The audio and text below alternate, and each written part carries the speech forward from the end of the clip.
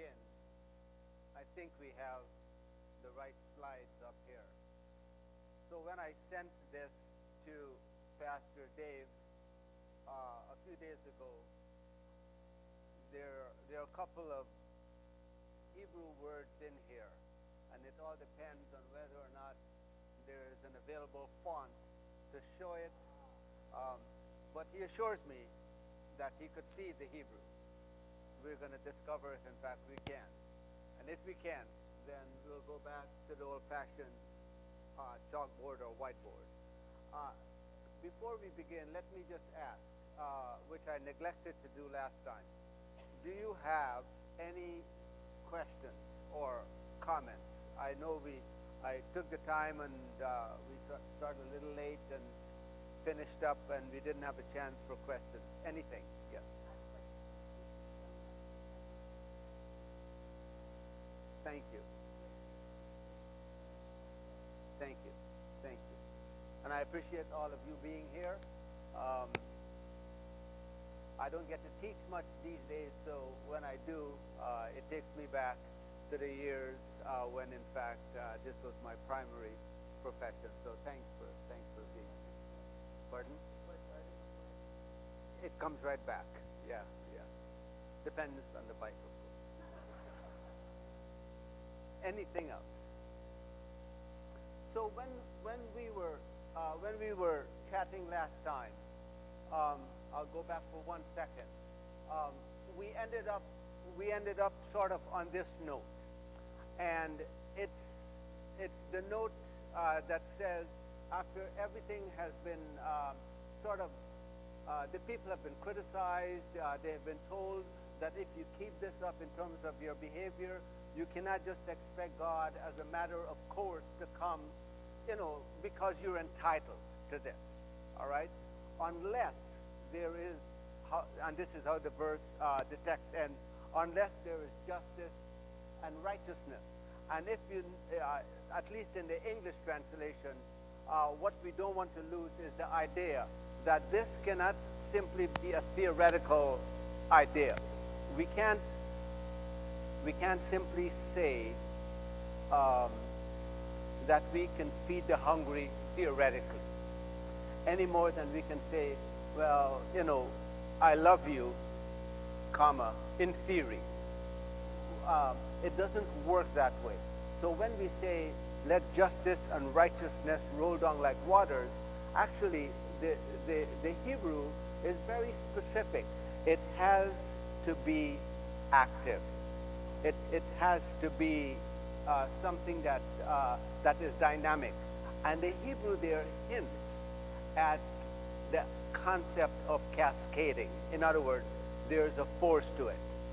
Now, we ended up on that note, and I suggested that, in fact, as we think about it, we also want to keep in mind that Amos was not the only prophet who, are we getting a kind of, I'm not sure why that is. Maybe I'll keep my voice down. Amos is not the only prophet who actually spoke this way. And the 8th century prophets in particular actually were ones who set the scene, okay, for the other prophets to come. And the prophet Isaiah, I noted last time, the first 39 chapters of that prophet is known as either First Isaiah or Isaiah of Jerusalem. Okay, the second part of the book has to do with after the exile. Now, why this is important is that the first part mirrors the message of Amos, and he is considered an 8th century as well. And the important part of this is that while Amos is very much, if you will, very much from the rural areas, and by the way, this is his one shot, okay? This is his one moment. He is unlike any other prophet. He has one moment, and most scholars believe that when he spoke these words, do you know where, going back, where do you think he might have spoken these words? It's actually in the context of a festival, perhaps even in a temple. Now, can you imagine that Pastor Dave or whomever is preaching, and all of a sudden he begins to tell the congregation that, you know what, you can't run, and if you do, you can't hide, that lions and bears and serpents are going to get you, I know you will probably sit and think, you know, something has gone awry. When he finally spoke, the prophet, it is the priest who said, please leave our midst. We can't take what you're saying. Your words are too harsh for us. Get out. So when we hear sometimes that priests or pastors and prophets are one and the same, they are not. In this case, it is the priest who tells the prophet, leave. Your words, we can't bear them. You may have a prophetic voice, but, you know, people run around thinking, you know, this is the prophet of today. I would be very careful about that. And by the way, I don't know of any prophet who runs around proclaiming himself or herself as a prophet. No one wants to carry that mantle because it comes with a great deal of challenges. So here comes Isaiah, who is very different from Amos, because Isaiah is very much of what we would call kind of a urbane city kind of a guy. Except, of course, the message is essentially the same. Okay? So the point is this. Don't throw the book at Amos and saying, well, he's an outlier. He isn't, as we will discover. So here is Isaiah chapter 1, verses 10 to 17, which we started speaking about last time. And it ends on this note. Your hands are full of blood. We don't want to take this, that's better, I think. We don't want to take this literally. We just can't. And the reason is for us to walk away and saying, thankfully, look at my hands. They're clean. It is what we do. And so your hands are, if the text ended here, or if the Amos text ended at, you know, I despise, I hate, and I despise everything that you do in worship, where does that leave us? But he goes on. Here's what you need to do. Wash yourself, make yourselves clean, remove the evil from your doings, cease to do evil, learn to do good, seek justice. We know this word, we'll come back to it. Rescue the oppressed, defend the orphan. We can't really tell what the word defend in Hebrew is. It's actually the same root as the word justice. It has a kind of a forensic overtone here, a legalistic overtone, but don't think of it narrowly in that regard. And then plead for the widow. So that's where we ended up. Here is the problem. Here are the solutions. Are the solutions easy? I don't think so. Are they necessary? Yes. Okay? And of all the things, you know, I know we learned this in English and so on. We want to sort of refrain from all of the language that about should and ought and that sort of thing. These kinds of ideas, you know, we sort of fudge. This is what I ought to do. I should really, you know. Okay. These are all imperatives. Okay? And we sometimes don't like this when it's associated with language of love, like love one another. It doesn't really give you much room for negotiation here. So defend, care, change, cease. These are the imperatives. And then we come to another Isaiah text, which is one we know, because as we will see in a second, it's often referred to as the Song of the Vineyard. Okay? It's beautiful actually as you see it. And it begins, let me sing. By the way, this is now the voice of the Lord.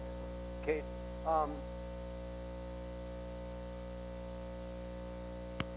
In Hebrew, there are at least a couple of words, at least. There are actually three, but there are two that are fairly prominent for that we translate in English as Lord. Okay, so when in church when we sing Hallelujah, okay, literally it's really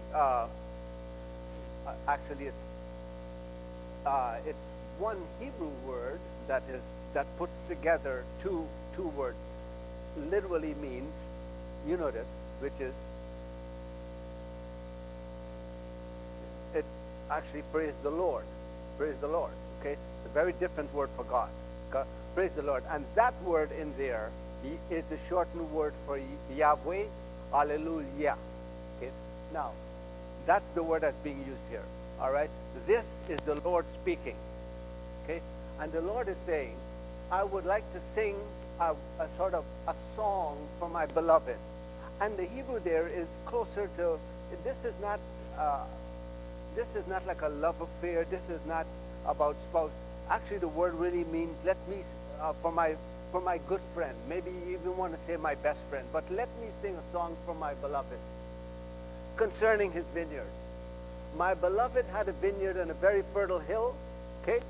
When you have a vineyard, presumably, I don't, but in case, for those of us who might be wine dressers and you are familiar with this, he dug it, right? This is preparation now. You cleared it of stones, you planted with choice vines, you build a watchtower in the midst of it, you hewed out a wine vat in it, right? These are all why would you hew out? We don't use that language, I get it, right? A wine vat. What does having a wine vat suggest to you? That you're going to have wine. But it's not tricky, right? You're going to have wine here, right? I mean, and by the way, why do you need a watchtower? Again, I know, I promise you it's not that complicated. Look at the word. You need a tower to watch. Okay, I know in the years of teaching, when you ask students, they think instinctively two things. One, all of your questions are rhetorical, so they don't have to answer. And secondly, of course, is this a trick question? It isn't. Okay, so you have this watchtower so that you can oversee what will come, what will destroy, to protect what you have. In other words, you're digging, you're clearing, you're preparing in every possible way to ensure that what you're going to get will be good. And in fact, the expectation there is that you're going to get wine because you have a wine vat. Okay. Now, he expected it to yield grapes, but it yielded wild grapes. I put that little Hebrew transliteration in there, baush, okay? And here is why.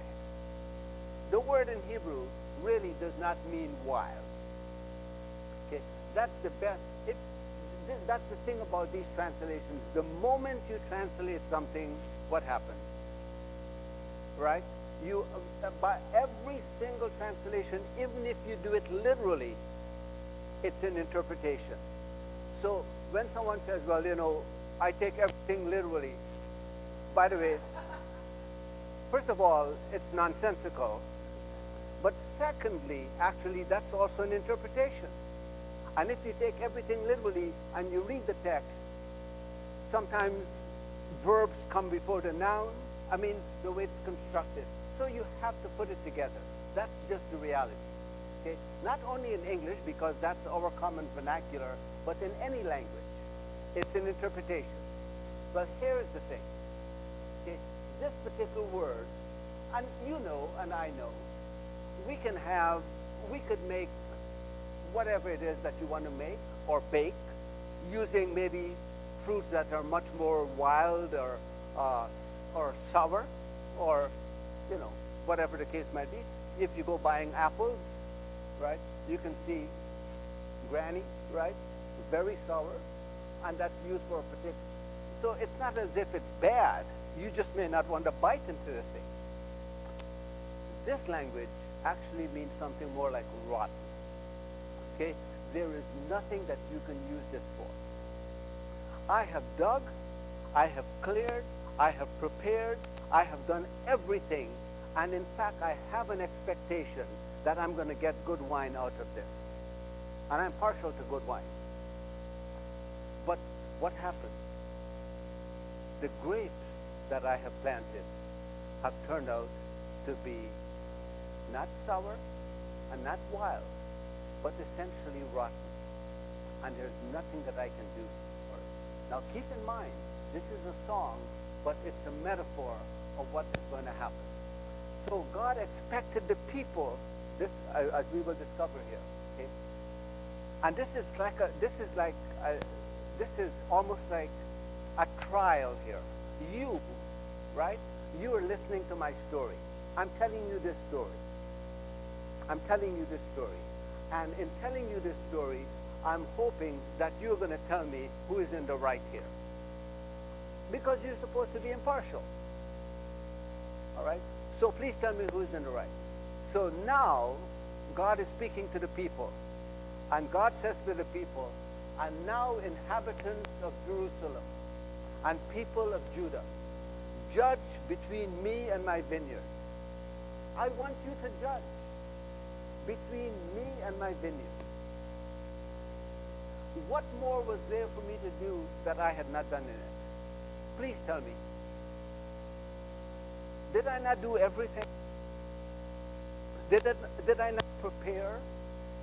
Did I not plan? What? And why did it yield these rotten grapes? That's the question. And here comes a difficult level of punishment. So here's the thing. I'm telling you now what I'm going to do to my vineyard. I'll remove its hedge, which means there's no protection. Okay, I'll remove the hedge that protects it. It shall be devoured. I will break down each wall. And whoever wants to come can come and trample on it. I will make it a waste. Could you imagine? I'll break down every protection. I will make this vineyard into a wasteland. It shall not be pruned. It will not be hoed. It shall be overgrown with briars and thorns. Does anyone play golf here? I don't, so I'm not setting you up. Did you play golf? Okay. And you presumably know all about sand traps. I don't mean personally, but I'm sure you never landed. Has anyone ever played, if you have, golf on the old course? Yeah.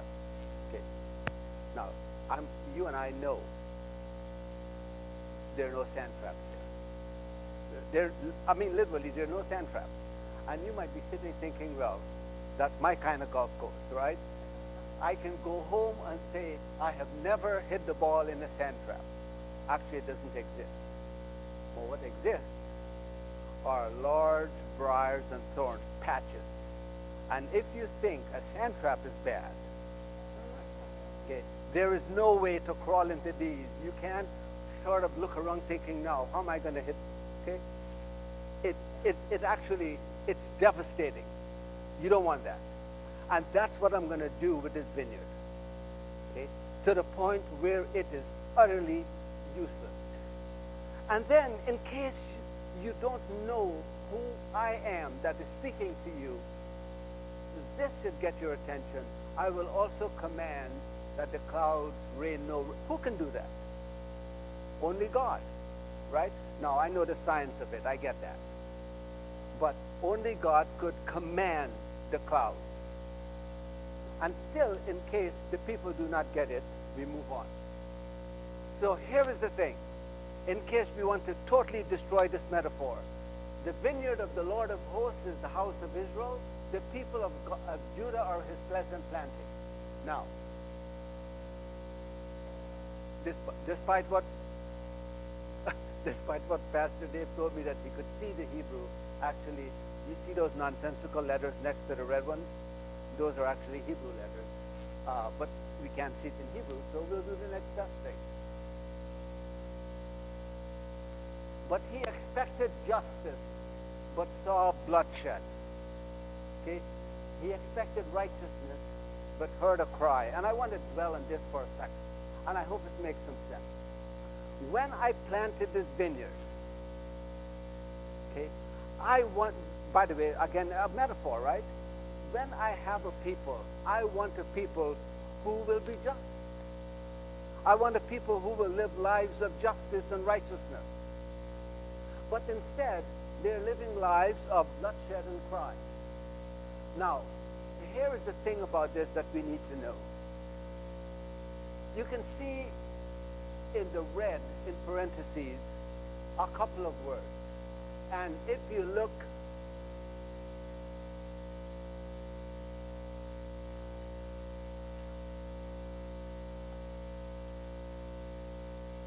I don't know what to raise this better, so.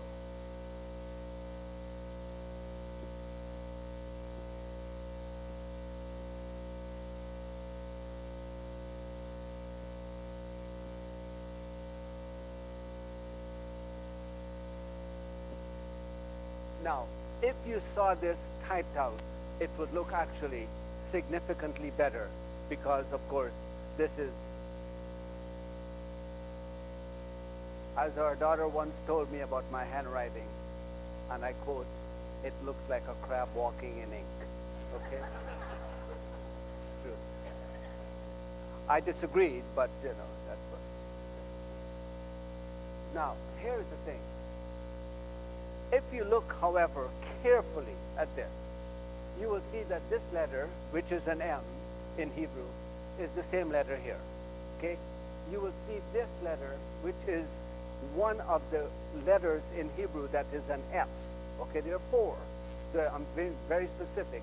It's an SH sound, as in sh. Okay? You notice it's the same letter here, sort of. Okay? You will notice this is sometimes a P, sometimes an F, depending on the context. But you notice this is different from this. Okay, this is much more of a CH sound. Now, in other words, it looks so similar, but it is off.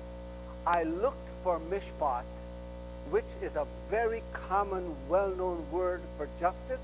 Occasionally, it's translated judgment in the King James Version, which, by the way, has a very different overtone from justice, as you can imagine.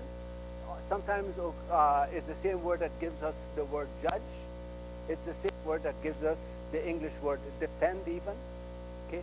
But I looked for mishpat, but I found mishpach, which, by the way, is it sounds so similar, right? Oh, it's just one letter off.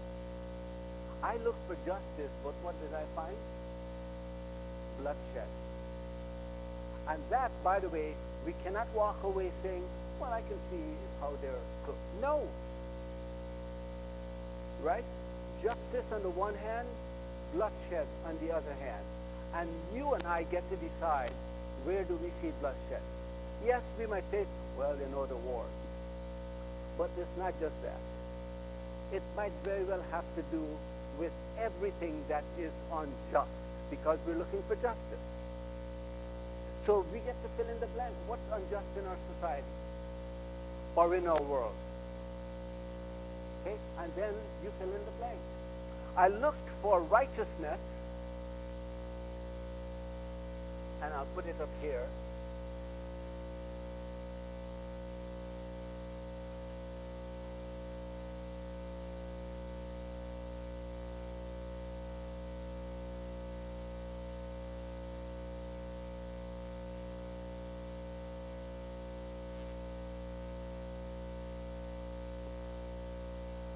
Again, disregard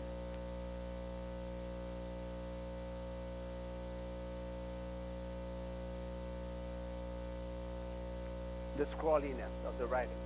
Okay, but if you bear with me, this letter is this, similar. We'll get back to that. This letter is this, okay?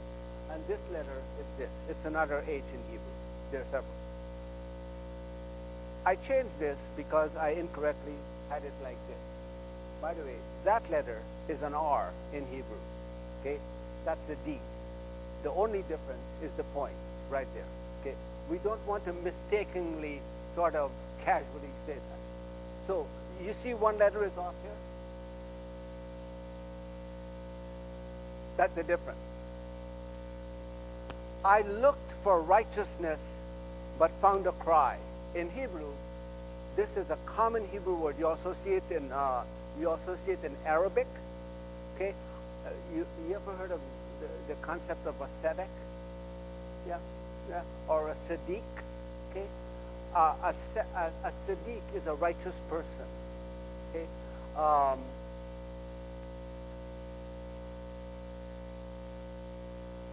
Think of, you've heard, you wouldn't know personally, but you've heard of Oscar Schindler, right? As in Schindler's List? Okay, Oscar Schindler. He is, in Israel and in Jewish circles, he's referred to as what? A tzaddik, a righteous Gentile, right? That's what he is, right? One of those who actually acted on behalf of, he's one of a handful, okay? He's a tzaddik. You don't have to be, and the concept of the Gentile means what? Just to be sure. Not Jewish. The word Gentile in Hebrew simply means what? Nations or people, okay? You're either right or you're not. You're one of the people. You're one of the nations, okay? We know Romance languages have picked up on it because, for example, in Spanish, it would be, okay, gente. The same word as in Gentile, as in G-E-N-T-E, okay? Or in French, it would be what? For people, it would be gens, G-E-N-S. Okay? So we know you're either this or you're not. And so here's the thing. We know we know the concept of righteousness. We know the concept of being a Siddiq, of being a righteous person. I looked for righteousness. I looked for you to be a Siddiq. But what did I find? I looked for Sedekah and I found Se'ekah. The D is missing. I looked for Sedekah, but I found Se'ekah. And Se'ekah here is translated a cry.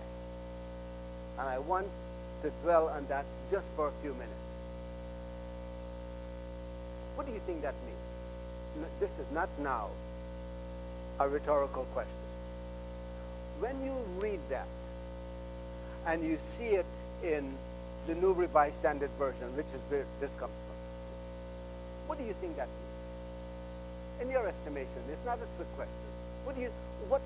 What strikes you? What comes to mind when you think, all I heard is a cry? Pain, injured, desperation, wailing, selfishly thinking only of yourself. And by the way, sometimes thinking only about ourselves is not inherently evil, right? Now, self-indulgence is a whole different story. Okay? Whining, but with the H. With the H. I mean, without the H is fun, but with the H, not. Whining.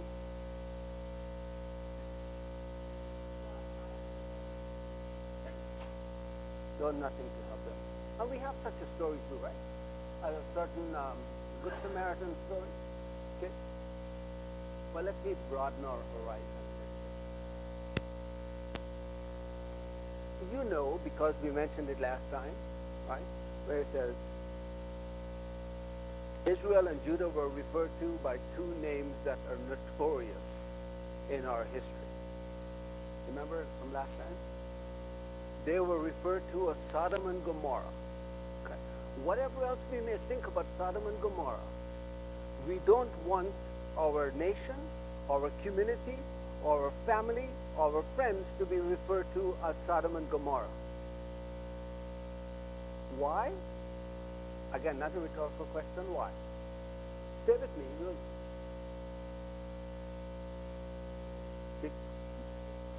Because they were evil.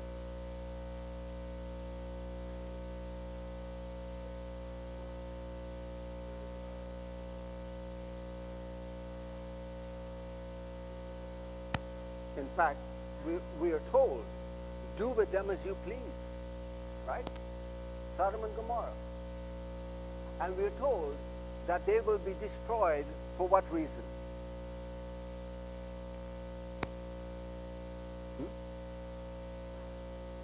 Rape? Lack of right, lots of that. Lots of lack of righteousness. Abomination. Total evil. Maybe that's why we don't see our cities being named Sodom and Gomorrah, in fairness, any more than we rush to name our children, I don't know, Jezebel. But here's the thing. Do you know, we are told in that text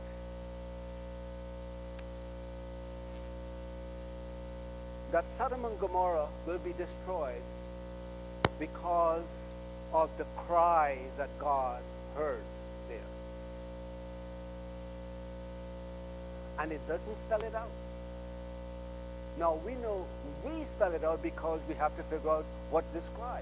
So we think, okay, maybe the men, by the way, we're told all of the men of the city had surrounded the house. Okay?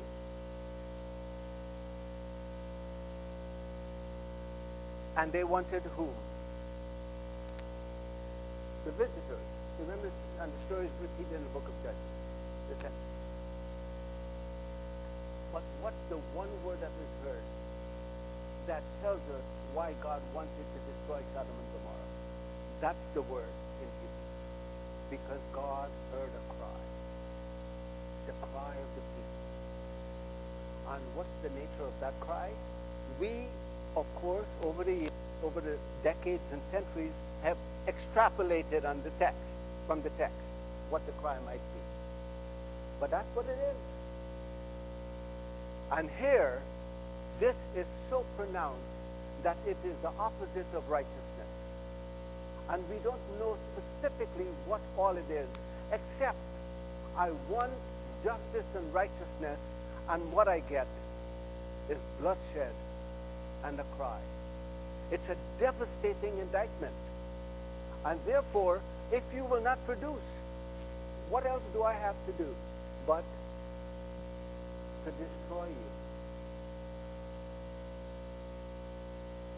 Remember last time I said, when we walk out of church and you hear someone say, I just love that Amos guy, you know that they have not been attentive. You cannot love that Amos guy.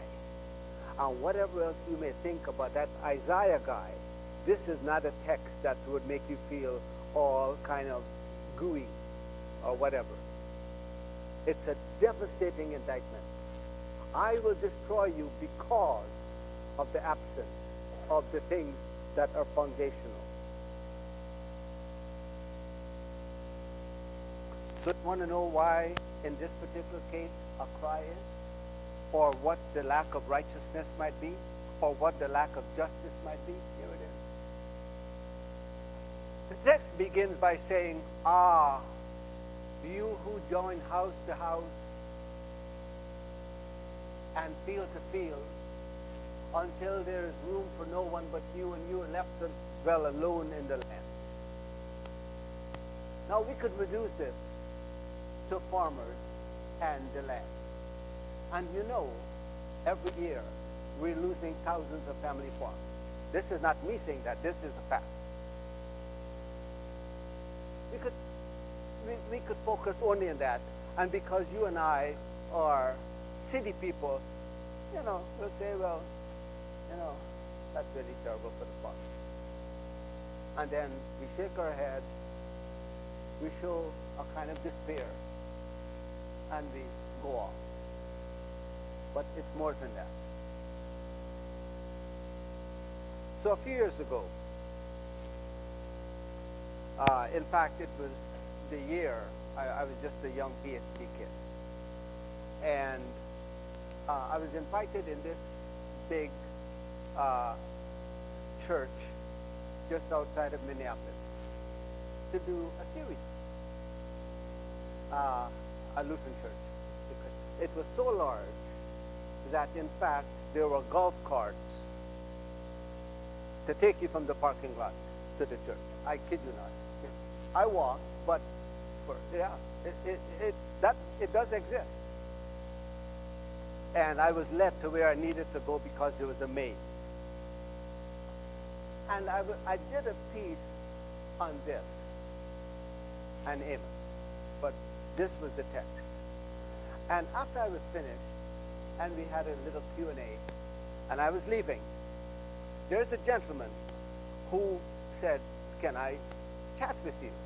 Which I was happy to do, and we walked out, towards the exit.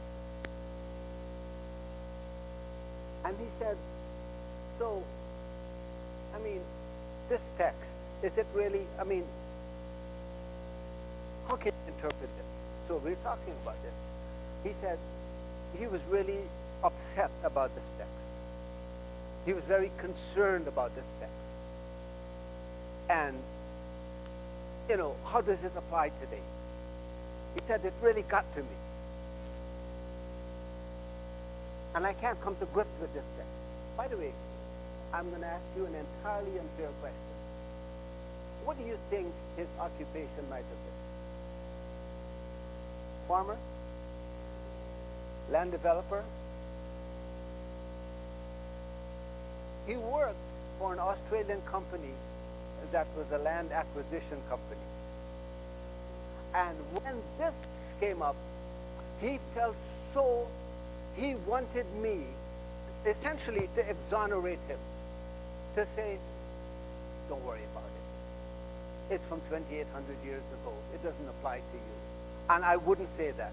By the way, I don't know if it applied to him, but he was working for a company that was essentially buying up small family farms. And it just absolutely stuck in his craw. He wanted someone to essentially, like pastors do, right? To grant an absolution.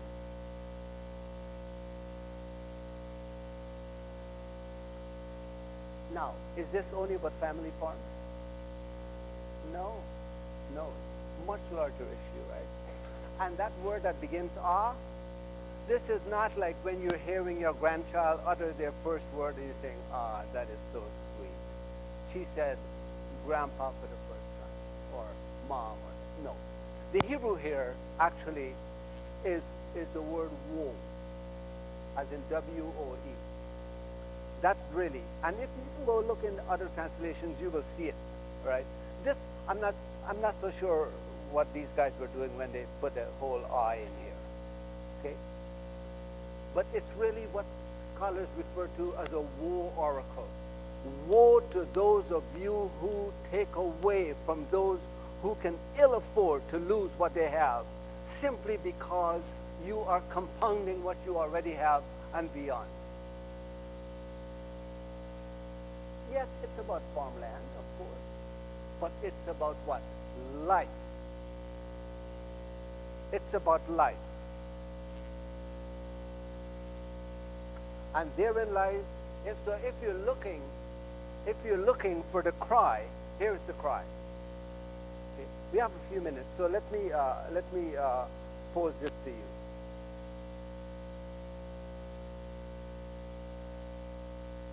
A few years ago, there was a guy who evidently now has his own TV network station, I think. I don't follow him, so I don't know what all of the intricacies and dynamics of what he does. But I remember listening to a couple of excerpts from a couple of his broadcasts. And one, which I have to admit I would never do, is that he compared himself to Dietrich Bonhoeffer. Okay? Now, I'm not so sure that's what we would really want to do at this point, okay? In our lives. And that doesn't mean that you may not, okay? And if someone says, well, Tommy, you remind me of Jack Nicklaus and the Green Jacket, okay? You should take that as a compliment, right? But if you start running around saying, my name is Tommy Wilkinson, I remind myself of Jack Nicklaus, not right there. Probably not what you want to do, right? But he compared himself to Dietrich Bonhoeffer, who, as you know, right, walked away from what could only be called the ivory tower of life as a professor in New York, Oxford, to go back and challenge, right, the Nazis in history.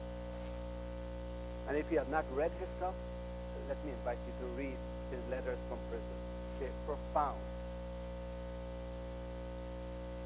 But this gentleman also said, and this is a close paraphrase, he said, if you go to church and you hear your pastor or priest, but your pastor or minister preach about social justice, walk out, because that is communism. I kid you not. And all I can think about is that we're reading very different Bibles. And I don't mean translations, I mean different Bibles. Because you cannot turn these pages without absolutely running in to the issue of justice, right? And righteousness, 1,000 times over. By the way, if you want to know who that person is, speak with me after. Now, all right, let me pause. We've got a couple minutes. I want to talk about Micah, who, by the way, you will recognize the text in Micah. We don't have the time today to do that, but I'm told that we will be able to do that next week again, as Pastor Ted becomes. Okay? And then Jeremiah. And Jeremiah, I'll give you a little bit of a preview, is one of, he's unique in the sense that he not only makes prophecies, but does what? He actually lives to see them be fulfilled in his lifetime. It's one thing for a prophet to say, this is going to happen in the generations to come, and you ride off into the sunset, right? Jeremiah ends up in exile with the people and suffered with them. It's one thing to prophesy and then to live. All right. Questions that you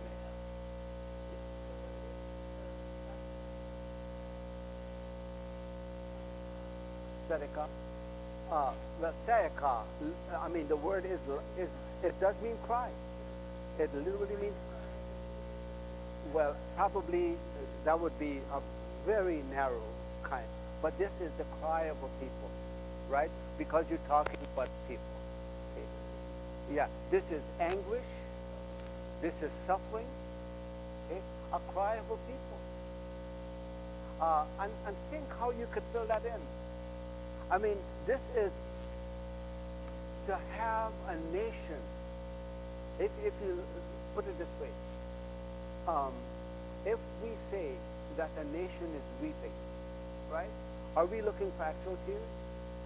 No, though that might be possible, right? If we talk about a nation that is the cry of a people, what are we talking about? Okay. Is it actual tears? Well, it might have some of that, but it is more than that, obviously. So that's the translation, but it is a much more collective idea of cry.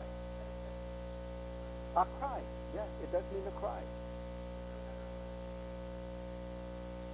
Well, it could be a cry for help, but of course, if you leave it as a cry for help, Okay, I'll give you another quick example.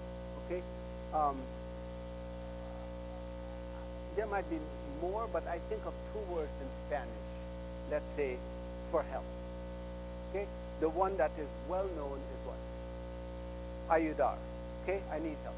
Okay, ayudar. Okay. It's very common. Okay, what's the second?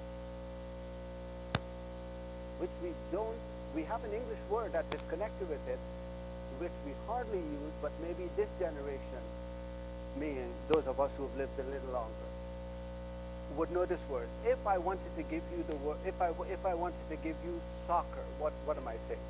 S-U-C-C-O-R. Help and care, right? We don't use that word, it's unfortunate.